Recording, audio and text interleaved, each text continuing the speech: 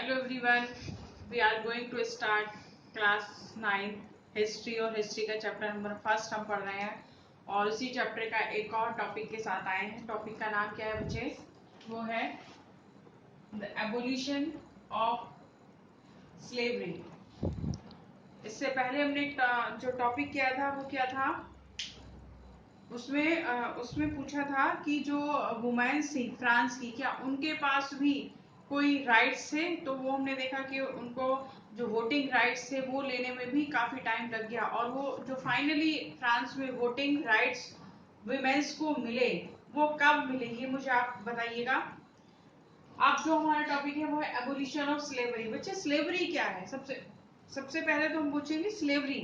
Slavery क्या है? Slavery का मतलब होता है दास प्रथा। जैसे आज हम लोग मार्केट से जाकर फ्रूट और वेजिटेबल लेकर आते हैं, वैसे ही जो स्लेवरी थी, स्लेवरी का मतलब था कि जैसे हम मार्केट से सब्जी और फ्रूट्स लेकर आते हैं, वैसे ही दास मार्केट लगा करते थे।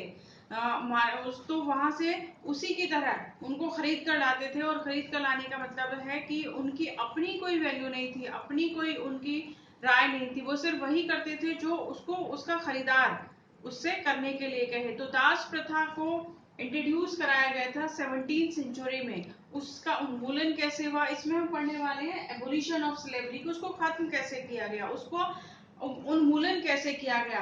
स्लेव का मतलब है कि जो स्लेव है उसके ऊपर बहुत ज्यादा उसको एक्सप्लॉयटेशन किया जाता था, उसको बहुत ज्यादा उसका शोषण किया जाता था। तो जैकोबिन गवर्नमेंट हमने पढ़ी थी, जब जैकोबिन गवर्नमेंट थी उसने इसको स्लेवरी को एबोलिश किया था फ्रांस में। तो यूरोप ने अमेरिका में अपनी कुछ कॉलोनीज बनाई हुई थी, जैसे मॉर्डनी, ये कॉलोनीज हैं, ग्रेडलॉक और सान डेमिंगो, ये यूरोपियन कंट्री थी। तो यहाँ पर ये कंट्री किस लिए थी कि जो चीजें जो यूरोप में नहीं हो पाती थी या फ्रांस में नहीं उग पाती थी, तो उनकी सप्लाई के लिए उन्होंने अलग अलग कंट्री ये बनाई हुई थी, अपनी कॉलोनीज बनाई हुई थी। तो वहां पर स्पेशली जैसे टोबैको, इंडिगो, शुगर और कॉफी, इन सब चीजों को कल्टीवेट किया जाता था, इन सब चीजों को वहां पर प्रोड्यूस किया जाता था, और उसके बाद उसको ट्रांसफर किया जाता, सप्लाई किया जाता था फ्रांस में, यूरोप में फ्रांस किया जाता था। तो वहां पर जो स्लेव है उनकी जरूरत क्यों हुई? तो reluctance of European worker, European इसका मतलब है कि वो लोग जो यूरोप के वर्कर थे, यूरोप के जो मजदूर थे, लेबर थे, वो एक इतनी दूरी पर, इतनी डिस्टेंस पर जाना नहीं चाहते थे कि अमेरिका में और यूरोप में बहुत बड़ा डिस्टेंस था, तो इतनी दूरी पर जाना नहीं चाहते थे। और उसके बाद अनफेमिलियर प्लेसेस की, वहां का प्लेस कैसा है, वहां की जो क्लाइमेट है उनके फेवर में होगी या नहीं होगी, वो वहां पर सरवाइव कर पाएंगे नहीं कर पाएंगे, कितनी सारी उन्हें दिक्कतें आएंगी। तो इन सब चीजों के चलते वो वहां पर जाना नहीं चाहते थे। तो इसका मतलब है कि वहां पर शॉर्टेज हो गई है, वर्कर की शॉर्टेज है, कि बड़े बड़े प्लांटेशन है, वहां पर बड़े बड़े प्रोडक्शन हो रहा है, तो वर्कर नहीं है। वर्कर की मांग को पूरा करने के लिए जो फ्रेंच मर्चेंट्स थे, buy slaves from local chieftains, branded and shackles, slaves were packed tightly into ship and sold to the plantation owners। मतलब जो मार्केट लगते थे उनके, वहां से जो मर्चेंट्स थे उनसे उनको खरीदा जाता था, और खरीदने के बाद जो प्लांटेशन ओनर है उनको उनको बेच दिया जाता था। और जब वो जो प्लांटेशन ओनर है उनको टाइटली एक शिप में भरकर उनको पूरी तरीके से ब्रांडेड करके और उनको शिफ्ट कर दिया जाता था, उनको शिफ्ट कर दिया जाता था। कहां पर? जो प्लांटेशन प्लेस था, जहां पर प्लांटेशन वर्क हो रहा था, वहां पर उनको शिफ्ट कर दिया जाता था। एक और यहाँ पर जो स्लेव मार्केट है, स्लेव ट्रेड हम कहेंगे, ट्रायंगुलर स्लेव ट्रेड। अब इसको ट्रायंगल क्यों कहा है? ट्रायंगुलर इसका मतलब है इसमें यूरोप, अमेरिका और अफ्रीका तीनों कंट्री का पार्टिसिपेट था, मतलब तीनों इसमें इंक्लूड थे। वो इंक्लूड कैसे थे? जो यूरोप है वो अफ्रीका से, यहाँ से अफ्रीका से क्या लेकर जा रहा है? स्लेव्स को लेकर जा रहा है। स्लेव्स यहाँ पर गए, ये जो नान्स बॉर्डेक्स जो पोर्ट थे, तो ये इनका जो व्यापार था, इनका जो ट्रेड था, स्लेव्स का ट्रेड था, वो बहुत अच्छी तरह से फलता फूलता, उसी से इन्होंने बहुत ज्यादा पैसा कमाया था। तो यहाँ से इन्होंने यहाँ से उसको लेकर गए स्लेव्स को यहाँ पर जाकर जो प्लांटेशन ओनर थे उनको उसको सेल कर दिया, बेच दिया। अब ये यहाँ पर आए, ये एक 3 कंट्री का पूरा एक ट्रायंगुलर, इसीलिए इसको ट्रायंगुलर स्लेव्स कहा गया। उसके बाद इसको अमेरिका में शिफ्ट कर दिया गया। अमेरिका में वहां पर शिफ्ट किया गया जहां पर प्लांटेशन वर्क हो रहा था या जहां पर प्लांटेशन कल्टीवेशन हो रहा था, वहां पर शिफ्ट किया जाता और ये वहां पर जाकर जो प्लांटेशन साइट से प्लेस थे वहां पर जाकर उनको एज ए लेबर वर्क करते और जो भी ये चीजें थी, टोबैको, इंडिगो, शुगर, और ये वापस यूरोप को सप्लाई कर दी जाती। तो ये तीनों कंट्री का इसमें कंट्रीब्यूशन था। ये तीनों कंट्री एक दूसरे से जुड़ी हुई थी कि यहाँ से स्लेव ले रहे हैं और यहाँ से ये स्लेव खरीद कर यहाँ पर सप्लाई कर रहे हैं और फिर वहां से माल सप्लाई हो रहा है। तो इसीलिए इसको कहा गया ट्रायंगुलर स्लेव ट्रेड। अब ये जो स्लेव ट्रेड है या फिर जो स्लेवरी है उसको अबॉलिश करना बहुत जरूरी था। अबॉलिश कैसे हुआ?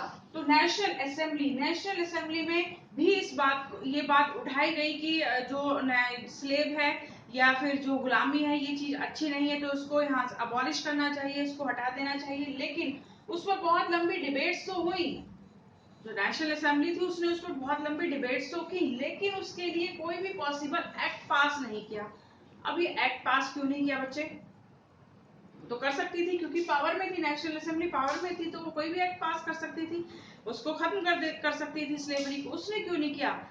अगर आपको याद हो तो हमने देखा था कि जो नेशनल असेंबली थी उसमें सिर्फ एक्टिव सिटीजन को ही वोटिंग राइट्स दिए गए थे। और एक्टिव सिटीजन कौन थे?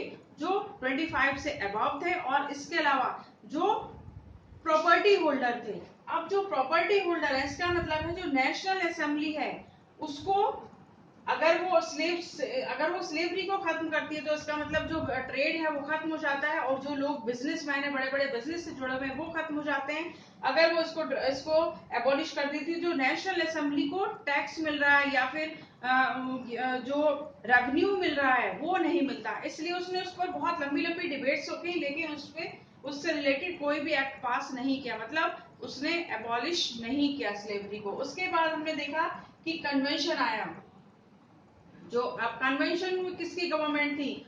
जो बिल्कुल लोअर स्ट्रेटा के पीपल्स थे। तो लोअर स्ट्रेटा के जो पीपल्स आए उन्होंने क्या किया? Abolish slavery. उन्होंने 1794 में स्लेवरी को एबॉलिश कर दिया। उन्होंने कहा क्योंकि वो तो बहुत छोटे मजदूर थे, तो उनके पास अपने कोई लैंड तो थे नहीं, उन बहुत बड़े बड़े बिजनेसमैन नहीं थे। उन्होंने कहा कि हमें स्लेवरी की जरूरत नहीं है, हमें गुलामों की जरूरत नहीं है, हमें वर्कर की जरूरत नहीं है, तो इसीलिए इसको स्लेवरी को खत्म कर दिया जाए, हमें इसकी कोई जरूरत नहीं है।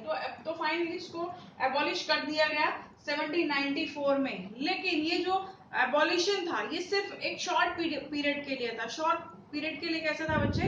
क्योंकि उसको फिर से 10 सालों बाद फिर रीइंट्रोड्यूस कराया। और रीइंट्रोड्यूस किसने कराया बच्चे इसको? नेपोलियन बोनापार्ट ने। 10 साल बाद नेपोलियन बोनापार्ट ने फिर से उसको रीइंट्रोड्यूस कराया। और लेकिन उसने जो नेपोलियन बोनापार्ट था उसने उसको रीइंट्रोड्यूस क्यों कराया? क्योंकि वो भी जो इंडस्ट्रियलाइजेशन है या फिर जो इंडस्ट्रीज है उनको सेटअप करना चाहता था, अपने व्यापार को बढ़ाना चाहता था, अपने जो रेवेन्यू है उसको बढ़ाना चाहता था। उसके लिए उसको जो बिजनेसमैन थे उनको सपोर्ट करना था। तो इसीलिए जो उसने स्लेवरी थी उसको फिर से इंट्रोड्यूस करा दिया कि जो स्लेवरी है वो कोई बुरी चीज नहीं है, उसको एज इट इज रहने दीजिए। लेकिन फाइनली जो उसको एबॉलिश किया गया, स्लेवरी को खत्म कर दिया गया, इसके लिए एक्ट पास कर दिया गया, उसके लिए कानून बना दिए गए, वो था 1848 में उसको फाइनली फ्रांस से एबॉलिश कर दिया गया कि यहाँ पर अब स्लेवरी नहीं होगी, स्लेवरी को खत्म कर दें। तो आई होप ये जो एबोलिशन ऑफ स्लेवरी है वो कैसे हुई, क्यों इंट्रोड्यूस उसको कराया गया और उसके क्या बेनिफिट्स लोगों को उनके पास थे और क्या उसके जो एक्सप्लॉयटेशन कैसे उनको किया जाता था, ये जो ट्रायंगुलर स्लेव्स है वो क्या था, क्यों उसको इंट्रोड्यूस कराया गया और कब वो खत्म हुआ। आई होप ये सारी चीजें आपको समझ में आ गई होंगी। तो इस वीडियो में इतना ही, मिलते हैं नेक्स्ट वीडियो में। Till then goodbye, take care.